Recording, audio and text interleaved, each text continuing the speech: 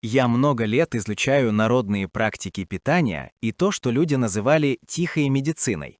Это не таблетки и не уколы, это семена. Крошечные, неприметные, но именно они веками поддерживали силу тела тогда, когда врачей просто не существовало.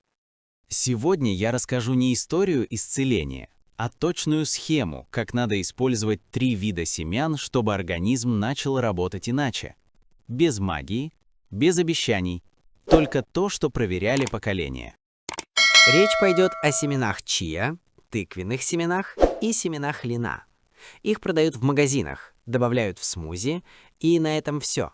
Но почти никто не объясняет, почему большинство людей не получает от них ничего. Начнем с главного правила. Семена — это не еда, это инструмент. Если использовать инструмент неправильно, он бесполезен. А если знать момент, форму и дозировку, эффект чувствуется уже через дни. Семена чиа нельзя есть сухими. Никогда. В народной практике их всегда активировали водой. Берется 1 столовая ложка семян и стакан теплой воды. Настаивается минимум 30 минут. Лучше ночь.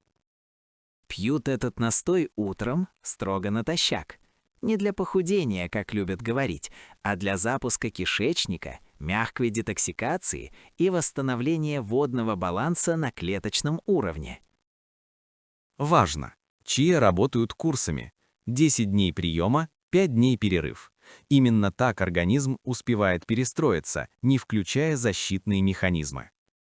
Тыквенные семена в народе называли мужской пищей, но на самом деле они нужны всем. Главное, они не должны быть жареными, только сырые или слегка подсушенные. Каждый вечер за 1-2 часа до сна берется горсть тыквенных семян. Их нужно не глотать, а медленно разжевывать. Так запускаются ферменты, влияющие на нервную систему и восстановление ночью. В старых записях часто упоминается сочетание тыквенные семена плюс теплая вода или травяной чай. Это снижает внутреннее воспаление и поддерживает работу печени. Семена льна самые коварные. Их нельзя есть целиком, только в перемолотом виде, иначе они проходят транзитом, не отдавая ничего. Каждое утро готовится свежая порция. 1 чайная ложка молотого льна плюс половина стакана теплой воды. Смесь выпивается сразу, пока не загустела. Лен не очищает, он восстанавливает. Его задача – слизистые, суставы, сосуды. Именно поэтому в народе его давали ослабленным людям, а не тем, кто хочет быстро. Самая большая ошибка – принимать все сразу. Эти семена не друзья в один прием. Утро чиа или лен, вечер тыквенные.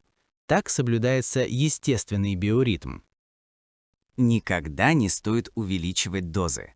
Народная медицина всегда работала через регулярность, а не через силу. Малое количество, но каждый день. Вот ключ. Через 7-10 дней многие замечают. Меняется сон, исчезает тяжесть, уменьшается тяга к сладкому. Это не эффект семян, это признак того, что организм перестает бороться и начинает работать. Об этом не рассказывают громко, потому что семена нельзя запатентовать. Они не дают быстрый результат, но дают устойчивый, а устойчивость невыгодна индустрии. В старых семьях эти рецепты передавались шепотом, не как лечение, а как образ жизни. Именно поэтому многие доживали до глубокой старости без громких диагнозов. Эти семена не чудо. Чудо – это когда человек перестает мешать своему телу и дает ему простые, понятные инструменты, проверенные временем. Если этот рассказ был для вас полезен, спасибо, что досмотрели до конца. Поделитесь в комментариях, какие семена используете вы и как именно. Поставьте лайк, если хотите больше честных документальных историй о здоровье. И обязательно подпишитесь на канал «Доктор Здоровья». Здесь говорят то, о чем обычно молчат.